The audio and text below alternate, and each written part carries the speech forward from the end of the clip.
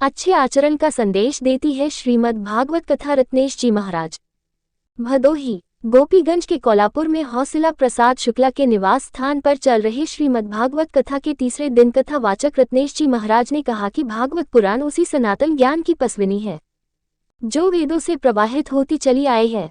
इसलिए भागवत महापुराण को वेदों का सार कहा गया है। भागवत कथा अच्छे आचरण का संदेश देती है, इसीलिए सभी को इसका श्रवण करना चाहिए। श्रीमद् भागवत की कथा देवताओं को भी दुर्लभ है। ये भागवत की कथा भगवान की कृपा से प्राप्त हो पाती है। उन्होंने कहा कि श्रीमद् भागवत की कथा भगवान की प्राप्ति कराने वाली है। ये कथा मृत्यु के भय को दूर करके भगवान की ओर आगे बढ़ाती है और भक्ति के साथ साथ हमारे ज्ञान वैराग्य को बल देती है। श्रीमद् भागवत की कथा 7 दिन का एक ऐसा आयोजन है जिसमें 7 सोपान हैं, जिनके माध्यम से एक एक करके हम प्रत्येक सोपान पर बढ़ते जाते हैं। अंत में अपने जीवन का लक्ष्य जान जाते हैं। श्रीमद् भागवत में भक्तों की ऐसी दिव्य कथाएं हैं जिनको सुनकर हृदय में भक्ति का उदय होता है और साथ ही साथ मनुष्य के जीवन में सुधार होता है। वह मनुष्य अपना जीवन तभी पूर्ण कर सकता है जब वह भगवान की भक्ति करेगा।